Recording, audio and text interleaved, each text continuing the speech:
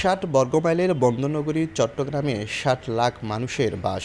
নগরবিদদের মতে প্রতিবছর নতুন করে যোগ হচ্ছে ৪০,০০০ করে মানুষ।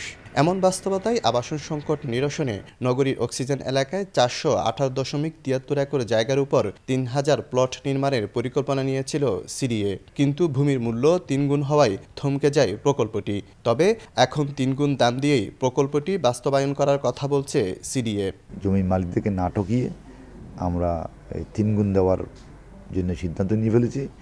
এখন প্রক্রিয়া শুরু করেছি ডিসি অফিসে। তবে এক থেকে কাজ শেষ, এগুলো আমরা অনুমোদন আগেই পেয়ে গেছি। সিডিএ এর তথ্য মতে নগরীতে এখন ভবনের সংখ্যা প্রায় ৩ লাখ।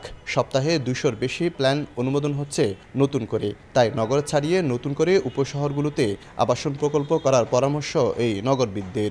আমি মনে করি যে এই মুহূর্তে হাটহাজারী, পটিয়া, রাউজান বা শহর থেকে যেগুলো ১ ঘন্টা বা ২ ঘন্টার দূরত্বে আছে, ওই জায়গাগুলো কিন্তু এখনই একটা পরিকল্পনার আওতায় নিয়ে এসে সেখানেও পরিকল্পিত সম্প্রসারণ করাটা দরকার।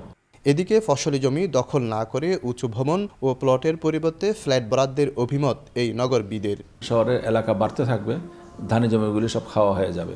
আলটিমেটলি আমাদের খাদ্য উৎপাদনে আমরা সমস্যায় পড়ব। কিন্তু মানুষকে তো থাকতে দিতে হবে। তো থাকতে দিতে গেলে অবশ্যই আমাদের উঁচু বিল্ডিং করতে হবে এবং সেখানে ফ্ল্যাটের সাইজটাকেও আমাদের বিবেচনা আনতে হবে। নগর ও জেলা মিলিয়ে মোট ১২টি আবাসন প্রকল্প বাস্তবায়ন করেছে সিডিএ। এর মাধ্যমে ৬,৭৪৭টি প্লট বরাদ্দ দিয়েছে। শফিকুল আলম, সময় সংবাদ, চট্টগ্রাম।